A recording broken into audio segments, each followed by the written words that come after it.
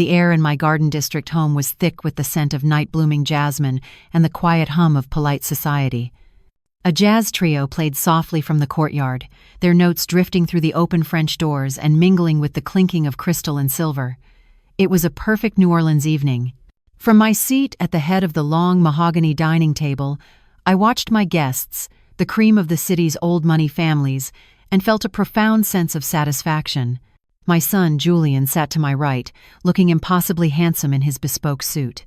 To my left was Dr. Mark Allister, my physician of 20 years, his face a mask of gentle, caring concern. They both believed this party was for them, a final, elegant surrender before the guardianship hearing scheduled for next week. They thought it was their victory lap. They were so tragically mistaken. After the main course of pan-seared scallops was cleared, I gently tapped my water glass with a silver spoon. The light chatter subsided. I rose slowly, leaning almost imperceptibly on the elegant ebony cane that had become my constant companion over the past few months. "My dearest friends," I began, my voice clear and steady, betraying none of the weakness I had been so carefully performing. "Thank you all for coming. An old woman treasures the loyalty of her friends more than anything." I paused, letting my gaze linger on Julian, then on the doctor. "Tonight, I want to propose a toast to the things that truly matter as one gets older: family, legacy, and above all, the unwavering, unimpeachable value of truth." Julian and Dr. Allister smiled, raising their glasses in a smug, self-congratulatory gesture. As the guests murmured their assent, my housekeeper, a new girl I'd hired just last week, entered with 2 small ornate porcelain bowls. She placed one in front of Julian and one in front of the doctor. "A small palate cleanser," I announced, "a special recipe, a simple herbal infusion to aid digestion." They looked at the small dish of what appeared to be a light sorbet. Thinking it a sign of my renewed clarity, they eagerly took a spoonful. The reaction began within a minute. It started with the doctor, a small, persistent cough. Then Julian began scratching vigorously at his neck, red welts already beginning to appear on his skin. "Mother, what is this?" Julian asked, his voice suddenly tight and raspy. Dr. Allister was now openly gasping for air, his face turning a blotchy, alarming shade of red. The jazz trio faltered and fell silent. A wave of panicked murmurs washed over the dining room. I, however, remained perfectly calm. I took a slow, deliberate sip of my wine. "It's just that herbal supplement you so strongly recommended for my nerves, doctor," I said, my voice carrying with icy precision across the stunned room. "But in the course of my recent illness, I have been doing some research of my own, and I believe I have finally identified the primary allergen you both share." I leaned forward, my eyes locking with my son's, now wide with a dawning, horrified comprehension. "It appears you both suffer from a severe, career-ending allergy to betrayal." As the words left my lips, the grand double doors to the dining room swung open. They did not reveal more waiters, but 2 uniformed officers of the New Orleans Police Department, their expressions grim and resolute. Julian stared at me, his face a mask of disbelief, gasping for air that would not come.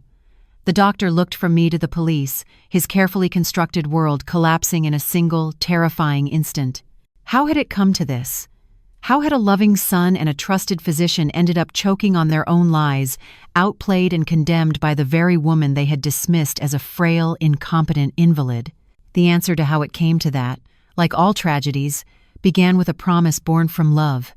It began 40 years ago, with a different kind of shortness of breath, the kind that comes from a grief so profound it feels like the earth has fallen away from beneath your feet. I was 35, a new widow, left with a 10-year-old boy, a historic last name, and a mountain of my late husband's gambling debts. Julian was the only thing I had left in the world, the only reason to get out of bed in the morning. I remember standing in the doorway of his room one night, watching him sleep, his small face so peaceful in the moonlight, and I made a vow. I swore to him, to the ghost of his father, and to myself, that this child would never know the fear and uncertainty that were then my constant companions. He would never want for anything. I would not just give him a life, I would build him an empire, a fortress of privilege and opportunity so high and so strong that the harsh realities of the world could never touch him. That vow became my religion, My mourning period was a brief, self-indulgent luxury I could not afford. I sold what was left of my jewelry, and using my family's old connections in my native France and my one marketable skill, impeccable taste, I started a small import business from my dining room table. Dubois Imports. My life became a blur of relentless work. My days were a frantic series of transatlantic phone calls to Lyon and Marseille, negotiating with textile merchants and porcelain suppliers in my rusty college French. My nights were spent hunched over invoices and customs forms, balancing ledgers until the numbers swam before my eyes. While the other mothers of the garden district were at garden parties and charity luncheons, I was in warehouses, haggling over shipping costs, or at my desk, teaching myself international trade law. Sleep was an indulgence I rarely permitted myself. Every beautifully crafted piece of Limoges, every bolt of lion silk, every antique piece of furniture I sourced and sold wasn't just inventory. It was a brick in the fortress I was building around my son. The profit from my first major contract didn't go to paying off my own debts or buying myself a new dress.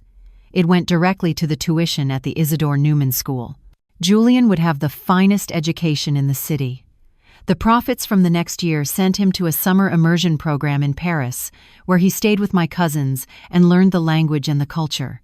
He would have the worldliness and sophistication that I had only ever dreamed of. I denied myself everything so that he could have everything. He was my life's great project, my masterpiece. I saw his easy charm, his expensive taste, and his effortless navigation of high society not as warning signs, but as the dividends of my sacrifice. I had created the perfect Creole gentleman. I had given him the world, and in return I expected nothing but his love and devotion, which he gave freely and beautifully. He was the perfect son.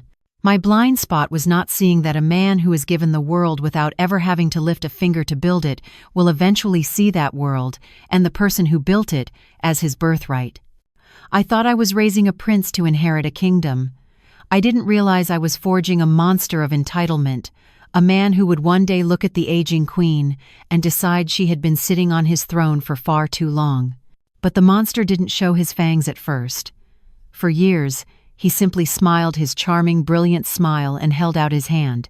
And I, the ever-doting queen mother, filled it with gold, believing I was not spoiling a prince, but investing in the future of the kingdom. The investments began the year he graduated from his absurdly expensive MBA program at Tulane. He had insisted on getting the degree, telling me it was essential for a modern businessman to carry on the Dubois legacy. I was so proud. What I didn't know was that he had treated his 2 years in business school less as an education and more as an extended social engagement, financed entirely by student loans. He emerged with a diploma, a network of equally entitled friends, and a debt so staggering it made my own early struggles seem trivial. He came to me in my study, his head bowed in a masterful performance of shame. He couldn't possibly get his career started, he explained, not with this crippling burden hanging over him. He felt like a failure before he had even begun. My heart ached for him. I had built a fortress to keep the world's hardships away, and yet here was one, a dragon of debt at his door. So, I did what I had always done. I slew it for him. I wrote a check to the Department of Education for $150,000. It was a significant portion of my liquid savings, but I told myself it was simply clearing the runway for his brilliant career to take flight. A few years later, he announced his engagement to a young woman from another prominent New Orleans family. I was ecstatic. But of course, they couldn't possibly live in an ordinary home. They needed a house in Uptown, a place befitting their new status. He came to me again, this time with a tone of weary responsibility. It wasn't for him, he explained, but for his future wife, for the standing of the family.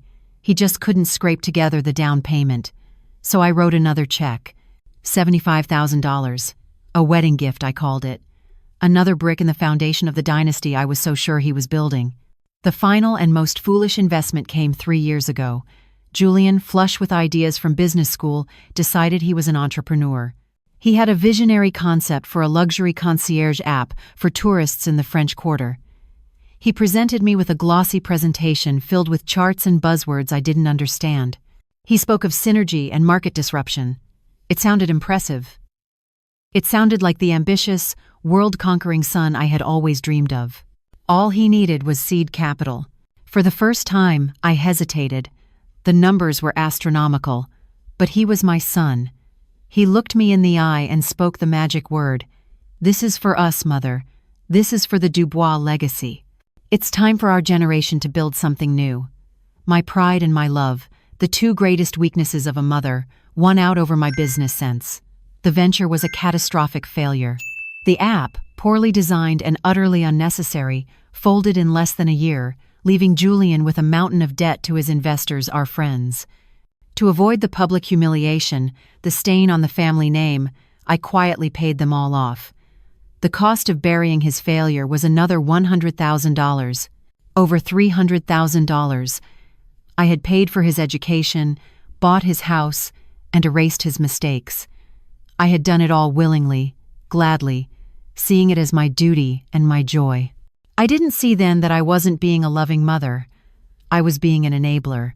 With every check I wrote, I was teaching him that actions have no consequences, that my money was in fact his money, just temporarily residing in my bank account. I was feeding the monster, making it stronger, and fattening it for a day when it would finally decide it was tired of asking for its inheritance and would simply come to take it. I had paid for his past and financed his present. I had cleared his debts, funded his fantasies, and buried his failures, all under the guise of love and legacy. After cleaning up the mess of his failed startup, it seemed there was nothing left to give him. But there was. I had given him my money and my time. The only thing left to give was my future. And in one final catastrophic act of faith, I handed him that too, gift-wrapped in a sheaf of legal documents. The occasion was my 73rd birthday. I had decided it was time to put my affairs in their final perfect order. I was a businesswoman after all, and I believed in planning. I summoned Julian to my lawyer's office in the Central Business District. He arrived looking every inch the responsible heir, his suit perfectly tailored, his expression appropriately somber and respectful. Looking at him sitting there, so poised and handsome, I felt a surge of maternal pride. All my investments, I thought, had finally paid off. He had weathered his youthful follies and matured into the man I had always willed him to be. My lawyer, a dry but competent man named Mr. Abernathy, laid out the documents. First was my updated last will and testament. It was simple. Julian was my sole heir, and more importantly, he would be the sole executor. Abernathy, ever cautious, suggested appointing a bank or a co-executor to ease the burden on my son. I dismissed the idea out of hand. "My son knows my wishes better than anyone on this earth," I declared, with a proud glance at Julian. "There is no one I trust more." Then came the more significant papers. A durable power of attorney and a healthcare proxy. They were standard documents, Abernathy explained, a safety net for my old age. They would give Julian the authority to manage my finances and make medical decisions on my behalf, but only in the event that I was ever medically declared incompetent. I remember the weight of the pen in my hand as I signed my name. It was a transfer of the most profound kind. I was entrusting my voice, my autonomy, my very self into his hands. It was the culmination of my life's work, the final step in the 40-year project of raising my son. I had built the Dubois empire, and on that day, I was officially anointing my successor. It felt right. It felt wise. It felt safe. I left the lawyer's office that afternoon with a profound sense of peace. My legacy was secure. My future, and my son's, was protected. I had done the responsible thing. Now, of course, I see that moment for what it was. It was not a wise act of estate planning. It was my surrender. The pride I felt was the pride of a fool. Julian's somber expression was not the gravity of a son accepting a sacred trust. It was the cool, predatory focus of a hunter who had just watched his prey calmly step into a cage and lock the door from the inside. Those documents were not a shield to protect me in my dotage. They were the legal weapons he needed to begin his campaign, the loaded gun he would soon press to my temple. The power of attorney wasn't his burden, it was his blueprint. He now had the motive, a lifetime of entitlement, and I, in my blind love, had just handed him the means and the opportunity. The first shot from that loaded gun was not a loud, violent bang, but a quiet, insidious prick. It was fired almost a year to the day after I signed those papers, at the dinner party for my 74th birthday. The weapon was not a bullet, but a bowl of my favorite shrimp étouffée, served on my finest Limoges porcelain by Isabella, my housekeeper of 15 years. I was happy that night, surrounded by my oldest friends, with Julian at my side. The first sign that something was wrong was a sudden, intense itch that started on my forearms. I tried to ignore it, attributing it to the warm evening. But then my face began to feel hot and flushed, and a strange tightness constricted my chest, making it difficult to take a full breath. I excused myself from the table and went to the powder room. Looking in the ornate mirror, I was horrified to see angry red welts blooming across my neck and jawline. Dr. Allister, who was a guest at the party, rushed to my side, his face a perfect mask of professional concern. He gave me a powerful antihistamine from his medical bag and helped me to my room. "It seems you've developed a late-in-life allergy to shellfish, Nora," he said in his calm, reassuring bedside manner. "It's uncommon, but it happens. We'll have to be more careful." I was shaken, but I believed him. It was a plausible, if unpleasant, reality of aging. Isabella, looking horrified that her cooking could have caused such a reaction, swore to remove all shellfish from the house. But then it happened again. 2 weeks later, after enjoying a slice of pecan tart, I was overcome by a wave of dizziness and a strange, disorienting brain fog that left me unable to complete a sentence. A few weeks after that, a simple dish of roasted chicken resulted in debilitating stomach cramps that lasted for hours. The attacks were random, with no consistent trigger. One day I could eat strawberries without issue, the next they would cause my lips to swell. Food, my great Louisiana passion, became the enemy. My own kitchen, once the heart of my home, became a minefield. The joy of eating was replaced by a gnawing, persistent anxiety. My world, once so expansive, began to shrink with terrifying speed. I stopped accepting invitations to restaurants, terrified of a stray ingredient that could trigger an attack. I canceled my weekly luncheons with my friends. Soon, I was afraid to eat anything that wasn't prepared in my own home, by my own trusted housekeeper, on a small rotating menu of bland, safe foods: boiled chicken, plain rice, steamed vegetables. The physical symptoms were awful, but the psychological toll was far worse. The brain fog was the most terrifying part.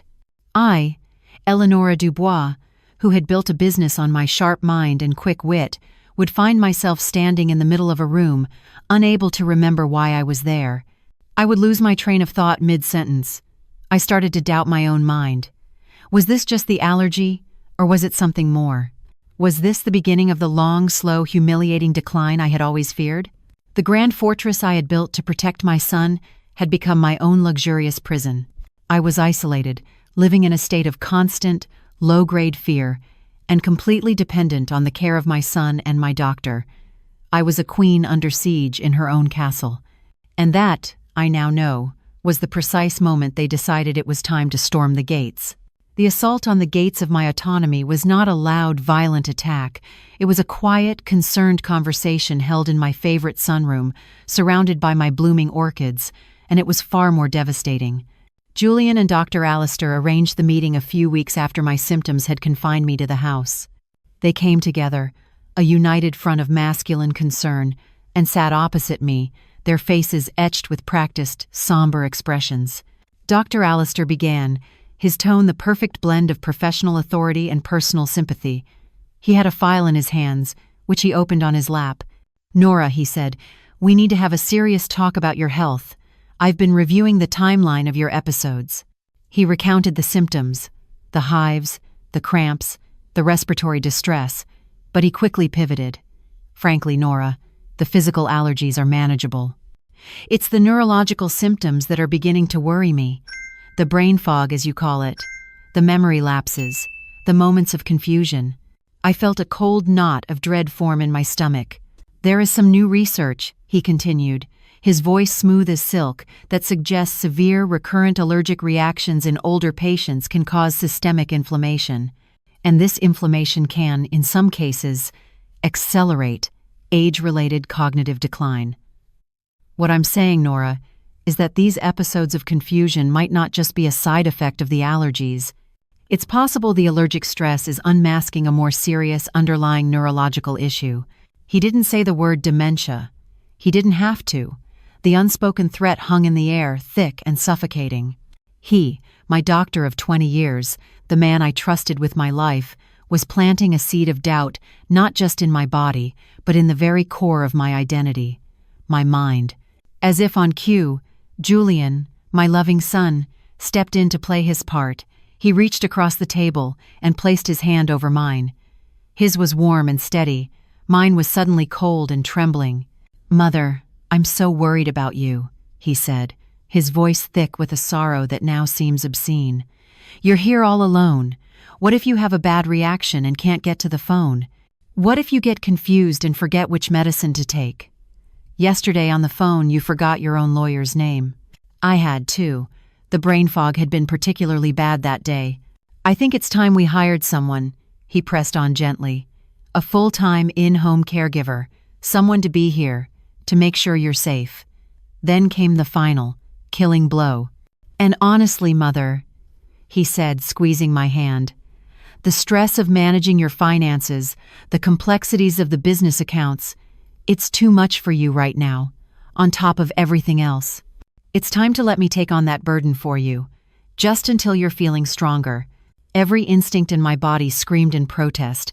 I, who had built an empire from nothing, was being told I couldn't even manage my own checkbook.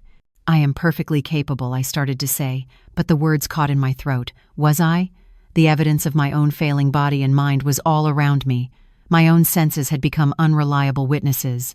How could I trust my own judgment against the unified, loving concern of my son and my doctor? They had built the perfect prison. The physical symptoms they were secretly causing provided the very evidence they needed to declare me mentally unfit. My every protest, every flash of my old, fiery independence, could now be dismissed as paranoia, confusion, or denial, further proof of my decline. They left that afternoon, leaving a stack of glossy brochures for premier in-home senior care on the table. They saw a checkmate. They saw a queen, cornered and defeated. But even in the fog of my fear and confusion, one clear, defiant thought managed to break through the haze. There was one person who hadn't seen my supposed decline, one person whose judgment wasn't clouded by this medical drama. I picked up the phone and called General. "Something is wrong," I whispered when she answered. "And I don't think it's my mind." Jen was at my house in less than 20 minutes, a whirlwind of protective fury wrapped in a Chanel suit. She swept past my new, nervous-looking caregiver and found me in the sunroom. "Cognitive decline?" she scoffed, marching straight to the liquor cabinet and pouring us both a generous measure of brandy. "Darling, your mind is sharper than my divorce attorney's. This whole thing smells, and it doesn't smell like old age. It smells like a coup." Her righteous anger was the antidote to the poison of my own self-doubt. For the first time in months, I felt a flicker of my old self. Jen didn't see a frail, confused old woman. She saw her friend, and she saw a conspiracy. "Think about it, Nora," she said, her eyes sharp. "You get sick, you get confused, and who was right there to catch you? Your loving son, who suddenly wants control of your money, and your trusted doctor, who is conveniently building the medical case for it. It's too neat, it's a script. But what can we do?" I asked, the familiar feeling of helplessness creeping back in. "It's my word against a doctor's." "Then we get evidence," Jen declared, her voice taking on the tone of a 4-star general. "The problem, you said, is the food.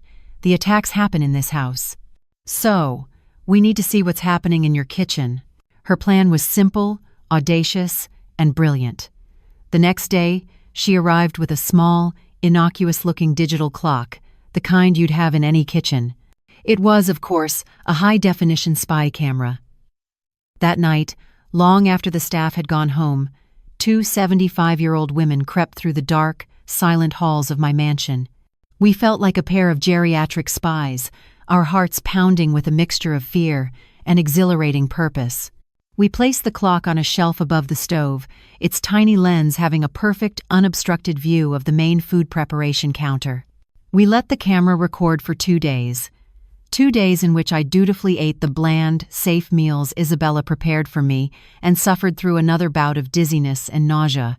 On the third night, we locked ourselves in my study to review the footage. For hours, we watched the mundane routine of my kitchen. Then, we found it. It was from that afternoon's lunch preparation. The footage showed Isabella, my housekeeper of 15 years, the woman who had cried with me when my dog died, the woman I trusted implicitly, preparing my tray. She carefully arranged the steamed asparagus and a plain chicken breast. Then, she paused. She glanced nervously over her shoulder, directly toward the kitchen door. Satisfied she was alone, she reached into her apron pocket and pulled out a small, unlabeled glass vial. With a furtive, practiced movement, she unscrewed the cap and sprinkled a fine, crystalline powder over my chicken, quickly stirring it in with a fork so it would be invisible. I let out a sound, a choked, strangled gasp. There it was, the undeniable, soul-crushing proof. Jen let out a string of curses that would have made a sailor blush, but I felt a bizarre, conflicting wave of emotions. The first was a profound, shattering heartbreak. Isabella, the woman I had treated like a daughter. The betrayal was so intimate it felt like a physical blow. But on the heels of that pain came another, overwhelmingly powerful feeling. Relief. A fierce, vindicating, glorious relief. It wasn't my mind. It wasn't my body failing me. I was not going crazy. I was not deteriorating. I was being systematically, maliciously poisoned. We watched the terrible, silent footage again. My heart was broken over Isabella's treachery, but my mind felt like it had been struck by lightning. For the first time in months, it was sharp, it was clear, it was cold. Why? Jen whispered, her voice shaking with rage. Why would she do this to you after all these years? I looked at the image of Isabella on the screen, at that furtive, terrified glance over her shoulder. I saw not a mastermind, but a foot soldier, a pawn. That, I said, my voice dangerously calm, is the wrong question. The real question is, who was she so afraid would walk through that door? That question hung in the air of my study, fundamentally changing the nature of our investigation. We were no longer looking for a simple motive, greed, jealousy, resentment in the heart of a single traitor. We were looking for a puppeteer, a hidden hand pulling Isabella's strings. The game, I realized with a chilling clarity, was far more complex and dangerous than I had imagined. We can't confront her, I said to Jen, my voice low and firm. The fog in my mind was completely gone, replaced by the cold, sharp focus of a businesswoman preparing for a hostile takeover. If we fire her, if we even let her know we suspect, we'll only alert the person giving the orders. They'll scatter like roaches in the light. Jen nodded, her expression grim. So what's the plan? You can't keep eating her food, Nora. It's killing you. For a little while longer, I can, I said, a new, hard resolve settling in my bones. I will play the part they have cast for me. I will be the frail, confused, declining matriarch. You will be my worried friend. And Isabella, we will give her enough rope to hang not only herself but her master as well. The days that followed were an exercise in excruciating self-control. I had to knowingly eat the food that was making me ill, carefully managing my portions to ingest enough to display the symptoms they expected, but not so much that I became truly incapacitated. I would force down a few bites of the tainted chicken or fish, and then, an hour later, I would put on a performance of dizziness or confusion for Julian when he made his daily concerned phone call. Jen became my lifeline, sneaking in containers of clear broth and simple, untainted food that I would eat in the privacy of my locked bedroom to maintain my strength. It was a harrowing, dangerous act. All the while, the tiny lens in the kitchen clock was our unblinking eye. Every night, Jen and I would review the day's footage, and soon the pattern emerged, as clear and predictable as the tides. Isabella had a routine. At approximately 11:45 every morning, 10 minutes before she would begin to prepare my lunch, she would step out into the back garden, phone in hand, and make a call. We watched her pace nervously by the rose bushes, her voice a low, urgent murmur. The call would last no more than 5 minutes. Then, she would come inside, and with another nervous glance over her shoulder, commit her daily act of treason. A second call was always made in the late afternoon, around 4 p.m., after Julian had called me and witnessed my symptoms. She was receiving her instructions, and then she was reporting on the results. We had the pattern, but we needed the accomplice. The camera wasn't powerful enough to see the number on her phone screen from across the room. "I'll get it," Jen said, her eyes gleaming with the thrill of the chase. The next morning, she arrived just before 11:30, ostensibly for a visit. As Isabella slipped out into the garden for her call, Jen followed a minute later. "Just admiring your gorgeous hydrangeas, darling." I heard her call out. I watched from the sunroom window as Jen, with the casual air of a tourist, took out her own phone and pretended to take a picture of a particularly lovely bloom. But she wasn't aiming at the flower. She was aiming at Isabella's phone, zooming in with a digital precision that would have made a spy proud. She came back inside, her face a mask of triumph. She had a clear photograph of the phone screen as Isabella dialed. It was a raw number, not saved under a contact name. We stared at the 10 digits displayed on Jen's phone. They felt like a loaded weapon. The betrayal was no longer just the intimate pain of a trusted housekeeper. It was a cold, calculated conspiracy. Every sympathetic look from Isabella, every gentle word of concern she had offered me over the past few months, had been a lie, a performance directed by the person on the other end of this line. "A number isn't a name," I said, the cold fury returning, sharper this time. "It's a start, but it's not enough."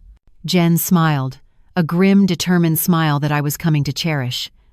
"Darling," she said, pulling up the contact list on her own phone, "you're a brilliant businesswoman, and I'm a world-class gossip. But for this next part, we need a specialist. I have a grandnephew who's an absolute menace with a computer. Let's give young Leo a puzzle to solve." Leo, Jen's grandnephew, was a lanky 20-year-old who looked as though he subsisted on a diet of energy drinks and pure data. He arrived at my house with a backpack full of laptops and a nervous energy that vibrated with intelligence. When Jen, in her typically dramatic fashion, laid out our puzzle, his eyes lit up with the unholy glee of a master locksmith presented with an unpickable lock. We were no longer two old women playing spy. We had just recruited a digital ghost. He set up his command center on my antique dining table, his sleek, modern laptops, a stark contrast to the room's old-world elegance. The first report came back in less than an hour, and it was a disappointment. "It's a burner," he announced, not looking up from his screen. "Prepaid, registered to a fake name and a non-existent address. Whoever this is, they're not an amateur." My heart sank, but Leo seemed unfazed. "Okay, so the phone is a ghost," he said, already typing furiously. "But even ghosts have to stand somewhere. Every time this phone makes or receives a call, it leaves a digital footprint. It pings the nearest cell towers. The phone company records which towers were used and the signal strength. It's not a name, but it's a location." His plan required something that was, as he put it, legally murky. Using skills I didn't ask him to explain, he accessed the anonymized call logs for the burner number, matching them to the exact dates and times of Isabella's furtive trips to the garden. The screen in front of him filled with raw data, a meaningless stream of numbers to my eyes. But to Leo, it was a map. "Okay," he said, pulling up a satellite map of New Orleans on a second monitor. "Let's plot the data." We huddled behind him, watching as he worked. He cross-referenced the call times with the cell tower locations. For each call, 3 or 4 towers had been pinged. He drew circles of varying sizes around each tower on the map, representing the signal strength. Where the circles overlapped, that was the phone's approximate location. The first red-shaded intersection appeared on the map. Then another. Then another. A clear, undeniable pattern began to emerge. The morning calls, the ones placed just before my lunch was prepared, all originated from the same tight 3-block radius in the central business district. Leo zoomed in, the satellite image becoming clearer, resolving into streets and rooftops. At the very center of the red circle was a gleaming glass and steel office building, the home of Julian's wealth management firm. A cold, heavy dread began to settle in my stomach. Then, Leo plotted the afternoon calls, the ones Isabella made after I had dutifully performed my symptoms for my son. A new cluster of red circles appeared in a different part of the city, a quiet, leafy neighborhood in Uptown. Leo zoomed in again. At the heart of the intersection was a single, sprawling Creole-style cottage with a blue slate roof, Julian's house.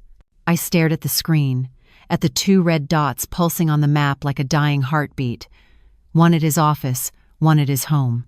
The puppeteer, the man who had been instructing his mother's housekeeper to poison her, was my son, my Julian, the boy I had built an empire for, the man I had trusted with my life and my legacy. The pain was so immense, so absolute, it went past tears and settled deep in my bones, hardening into something cold and dense as diamond. Jen put a comforting hand on my arm, but I didn't move. I couldn't. I was paralyzed by the sheer, monstrous scale of his betrayal. A digital map was damning evidence, but it wasn't a confession. It was circumstantial. Before I acted, I needed to be sure. I needed to hear it from him, in a way. I needed him to reveal his own greedy hand, to walk into one final trap, a simple one, baited with the one thing I now knew he could never ever resist, the prospect of getting his hands on my money just a little bit sooner. The bait had to be perfect. It needed to be something valuable enough to trigger Julian's insatiable greed, but also something personal enough that my sudden desire to sell it would seem like a genuine act of desperation. My eyes landed on the Degas sketch that hung in the drawing room, a small, exquisite drawing of a young ballerina adjusting her slipper. My late husband had bought it for me on our first anniversary. It was my most treasured possession, and Julian knew it. Selling it would be the ultimate signal that I had given up, that I was a woman so frightened for her future she was willing to liquidate her own past. The next morning, I set the trap. Isabella was dusting the furniture in the drawing room while I pretended to review some household bills, sighing heavily for effect. "Oh, Isabella," I said, my voice thin and frail. "I just don't know. With all these doctor's visits, and now Julian is talking about hiring a full-time nurse, the costs are piling up. I'm afraid of becoming a burden." I stood and walked over to the Degas, running a hand along its ornate frame. "I've been thinking," I said, my voice catching with a practiced sob. "Perhaps it's time to sell the ballerina. Julian always said it was worth a small fortune. I suppose cherished memories don't pay the medical bills, do they?" Isabella rushed to my side, her face a perfect performance of sympathetic horror. "Oh, Madame Dubois, you mustn't," she exclaimed. "Mr. Julian will take care of everything. You must not worry about money." "You are a sweet girl, Isabella," I said, patting her hand. "But a woman likes to know she can stand on her own 2 feet. I watched as she finished her dusting, her movements now rushed and agitated. She excused herself a few minutes later, and I knew with absolute certainty that she was heading to the garden to make her 11:45 a.m. report. The bait was in the water. The waiting was the hardest part. Jen came over, and we sat in the sunroom in a tense, near-total silence, the phone lying on the table between us like a coiled snake. Every hour that crawled by was a new torture. Had I been too obvious? Was he smarter than I thought? Had his greed finally been outweighed by a sliver of caution? The afternoon wore on, and the silence from his end was deafening. By 3 o'clock, I was beginning to fear the plan had failed. Then, at 3:15, the phone rang. The caller ID read Julian. I took a deep, steadying breath and answered, pitching my voice to sound weak and tired. "Mother," he began, his voice dripping with his usual cloying concern. "I was just calling to check in. How are you feeling this afternoon? Any more of that dreadful brain fog?" "A little, dear," I lied. "I'm just feeling a bit overwhelmed." I know," he crooned, "but don't you worry about a thing." He paused, and then, the strike. "You know, the strangest thing just happened. I was at a late lunch with an old friend from my Tulane days. He's a rather prominent art collector now, and we got to talking about French Impressionism. I happened to mention your beautiful little Degas ballerina. It's the most amazing coincidence, but he said he has been looking for a piece just like it to complete his collection. You haven't ever considered selling it, have you?" I closed my eyes. The sheer, shameless transparency of the lie was almost breathtaking. He had swallowed the bait, the hook, the line, and the sinker. The trap had snapped shut. "Why, Julian," I said, infusing my voice with a quavering, hopeful surprise. "That is a coincidence. As a matter of fact, I was just thinking about that very thing this morning." I hung up the phone a few minutes later. my hand as steady as a surgeon's. The call was a confession signed in greed. Jen let out a long, slow breath. "You got him," she whispered in awe. "That boy is a snake." But my mind was already racing ahead. A burner phone, a housekeeper on the payroll, a son desperate for an early inheritance that was one level of conspiracy. But the talk of accelerated cognitive decline, the specific medically plausible diagnosis of dementia, Julian was greedy and manipulative, but he wasn't a doctor. My gaze drifted to the bottle of pills on my nightstand, the new herbal supplement Dr. Alistair had so kindly prescribed for my anxiety. And in a final, horrifying flash of insight, the entire, monstrous picture came into focus. The picture that came into focus in that horrifying moment was one of a chilling, diabolical partnership. My son, for all his expensive education and polished charm, was a gifted amateur at best. He was greedy and manipulative, yes, but he lacked the finesse, the specialized knowledge to orchestrate a plot of this nature. Poisoning is a delicate art.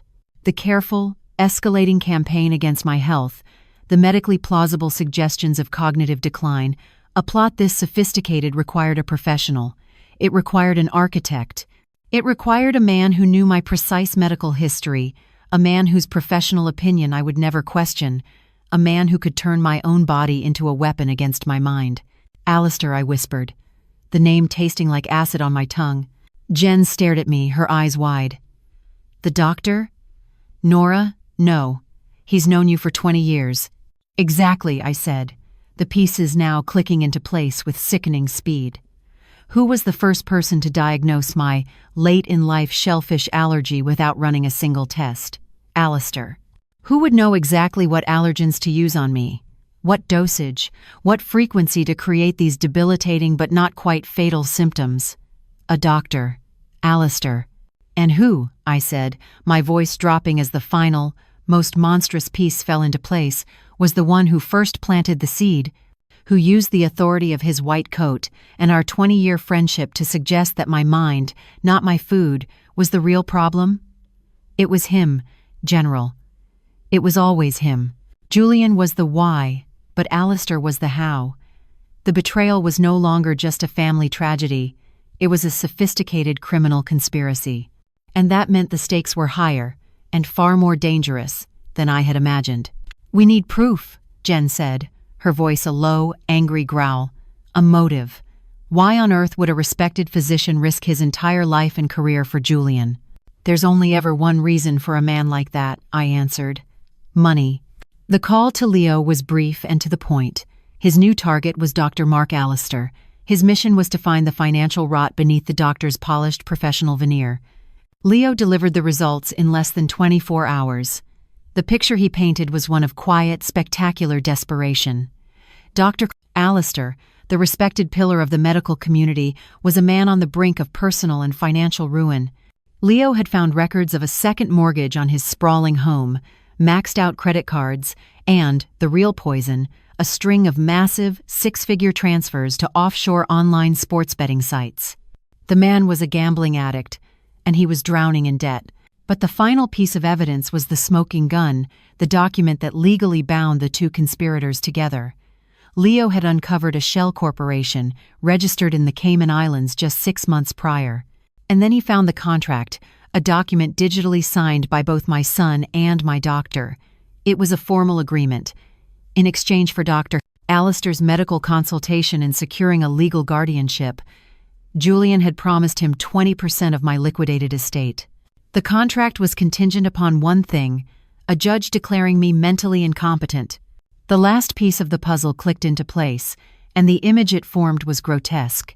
My son, the heir, who provided the motive. My housekeeper, the hand, who provided the means of delivery. And my doctor, the mind, who provided the medical expertise and the official narrative of my decline. My inner circle, my loving caregivers, my executioners. Jen looked at me, her face pale with horror. "Nora, we have to go to the police. Right now." I shook my head. The thought of a sterile courtroom, of lawyers and legal proceedings, felt wholly inadequate. What they had done was not just illegal. It was a violation of the most sacred trusts of a son to his mother, of a physician to his patient. This was not a crime that could be paid for with a few years in a comfortable prison. This was a sin. And a sin this personal required a more direct, a more poetic, and a far more public form of justice. "No," I said, a new, terrifyingly calm plan beginning to form in my mind. "We're not going to the police. Not yet. We are going to set a stage." Jen looked at me, her initial shock giving way to a slow, dangerous smile that I recognized from her days as a hard-nosed reporter. "A stage?" she asked, her voice a low purr. "Darling, what kind of play are you proposing we put on?" "Not a play," I corrected her, the plan now crystallizing in my mind, cold and perfect. "An opera. A grand public tragedy in 3 acts." I stood up and began to pace my study, a surge of adrenaline, of pure, focused energy, coursing through me. For the first time in months, I felt like myself again. "Think about their crimes, Jen," I said. "They are crimes of arrogance and performance. They put on a show of concern for me, all while plotting my downfall. A quiet, legal proceeding in a sterile courtroom is not justice. It is an administrative procedure. They deserve to be judged on a stage of their own making." My philosophy was simple, biblical. An eye for an eye. They used my hospitality, this very house, as the theater for their conspiracy, I explained, my voice growing stronger with every word. "So, this house will be the theater of their destruction. They tried to declare me incompetent, a confused old woman whose mind was failing. So, the final act must be an undeniable demonstration of a mind so sharp, so lucid, and so ruthless that it orchestrates their ruin. And they used food and medicine to attack my body and my credibility. So, we will use food and medicine as the instruments of their judgment." The goal was not merely to have them arrested, it was to obliterate their reputations, to strip them of the one thing they craved more than my money, the respect and admiration of their peers. Julian wanted to be a titan of New Orleans society. Dr. Allister prided himself on his impeccable professional standing. I would turn both to ash in a single evening. The plan was audacious. We would host a dinner party, not just any party, but the most exclusive event of the season.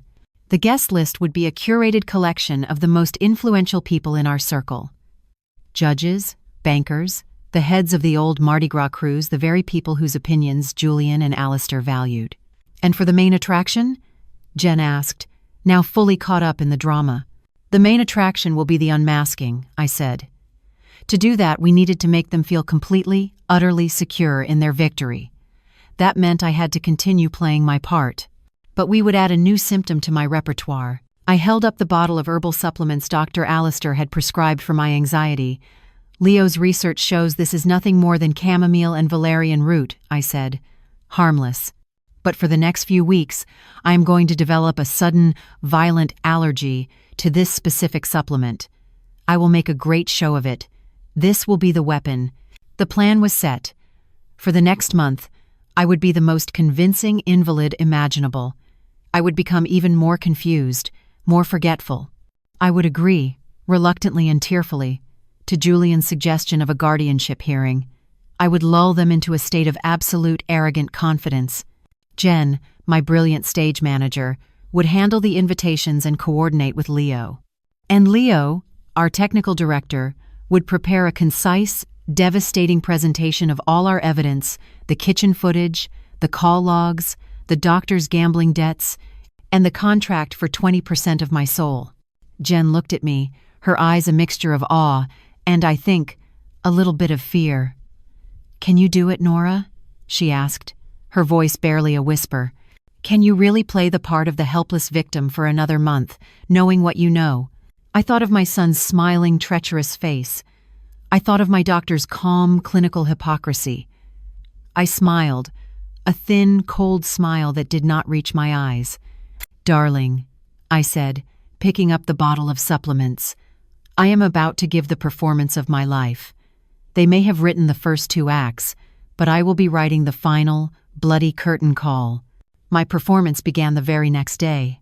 I packed away Eleonora Dubois, the shrewd, indomitable founder of Dubois Imports, and in her place, I resurrected the character they had written for me, a frail, confused, and frightened old woman, lost in the fog of her own decline.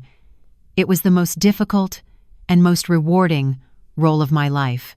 On Julian's daily phone calls, I became hesitant and forgetful. I would ask him the same question about the stock market twice in a single conversation. I would trail off mid-sentence, only to apologize, my voice a breathy whisper.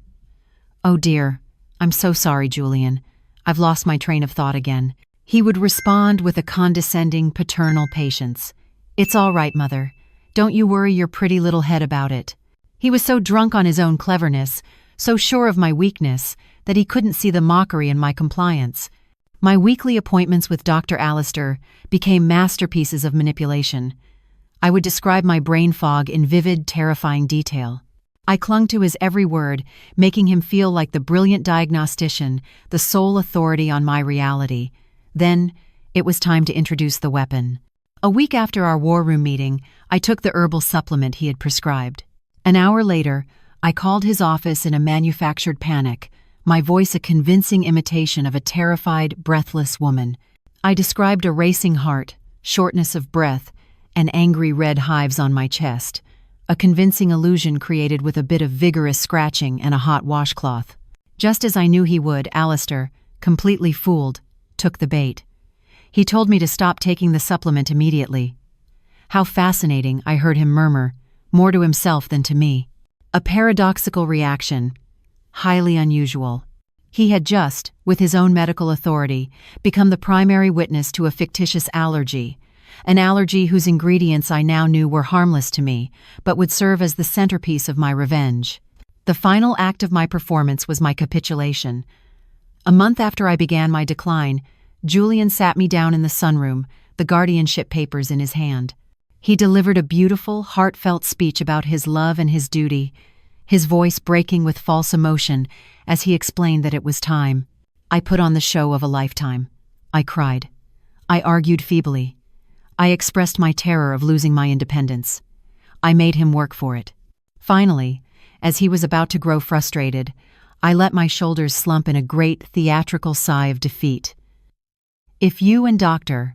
Allister truly believe this is what's best," I whispered, looking up at him with tear-filled, trusting eyes, then I suppose you must be right. I don't want to be a burden." The look of triumph that passed between him and Dr. Allister, who had been standing by for medical support, was a thing of pure, arrogant ugliness. They thought they had won. With the guardianship hearing scheduled, I made my final move. Before everything changes, I said to Julian, my voice trembling, I would like to host one last dinner party, to thank all our friends for their support through this difficult time. It was an irresistible proposition for them. They saw it as their coronation ball, a chance to present themselves to New Orleans society as the devoted, responsible saviors of the poor, declining Eleonora Dubois. They agreed instantly. The invitations, engraved on my finest cream-colored cardstock, went out the next day. Julian and Dr. Allister saw them as the announcement of their ascension. They had no idea they were RSVPs to their own public execution. As I watched Jen hand the thick, elegant stack of envelopes to the mail carrier, I felt a calm I hadn't known in months. The long, painful performance was nearly over. It was time for the show to begin. The show began on a humid New Orleans evening, with the scent of jasmine heavy in the air and the low, mournful notes of a jazz trio drifting in from the courtyard. The stage was set. My dining room, the very room that had been the scene of so many of my staged illnesses, was now the theater for my final act.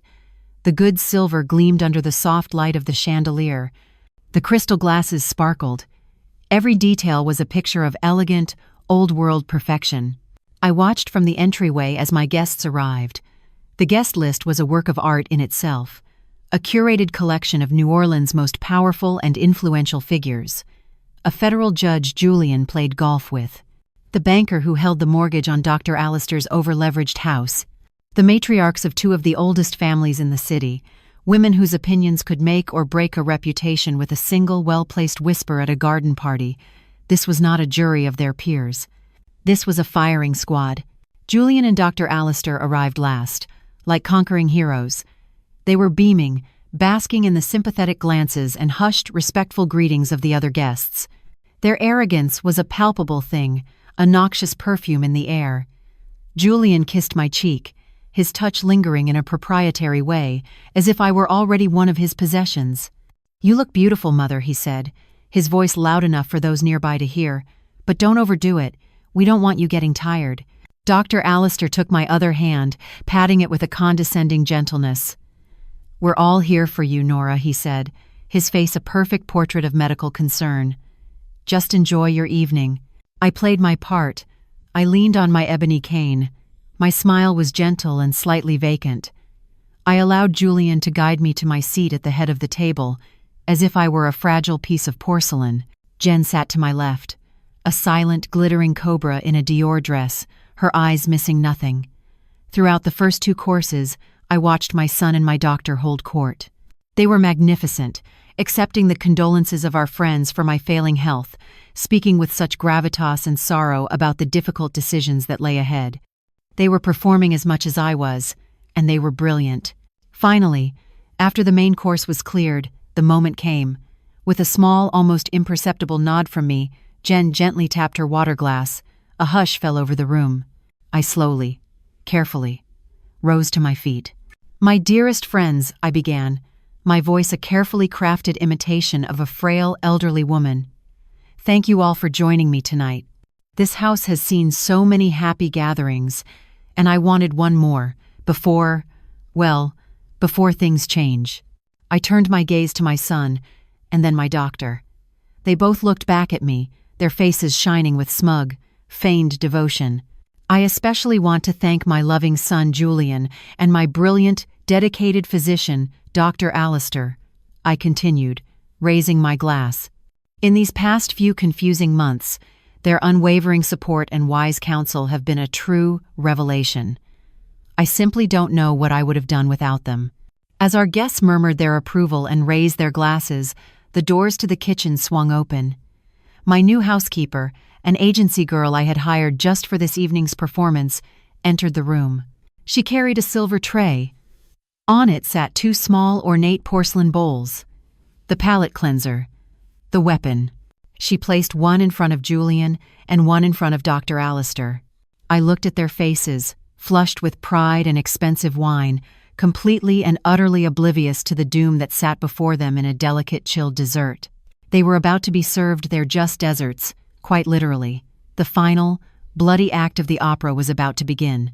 The dinner party, which the society pages later dubbed La Soirée de la Justice, is now the stuff of New Orleans legend.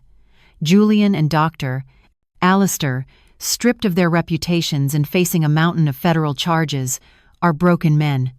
Their public downfall was as spectacular and complete as I had intended. The guardianship hearing was, of course, cancelled. The authorities have frozen my son's assets, and the slow, grinding wheels of the legal system will now turn for them, just as they do for common criminals. My life has returned to a quiet rhythm, but it is a new kind of quiet. It is not the silence of fear, but the silence of peace and absolute control. Jen and I still have our weekly luncheons, though now they are often interrupted by calls from lawyers and prosecutors. Young Leo has been gifted a new, top-of-the-line computer for his troubles and a substantial check for his future education. I have hired a new, thoroughly vetted staff. The fortress I once built for my son has been reclaimed. Its walls are still strong, but they are no longer the boundaries of a prison. They are the ramparts of a sovereign queendom. I have learned the hardest lesson of my life, that the greatest threat often comes not from strangers at the gate, but from the trusted prince within the walls. My love for my son was a blind, all-consuming thing, and in my blindness, I had mistaken entitlement for ambition and weakness for love. I no longer feel the pain of his betrayal. What remains is a kind of cold, clear-eyed pity for the weak, grasping man I had raised. My legacy is no longer tied to him. It is my own, forged in the fire of his treachery and reclaimed by the strength I had forgotten I possessed. The queen has taken back her throne.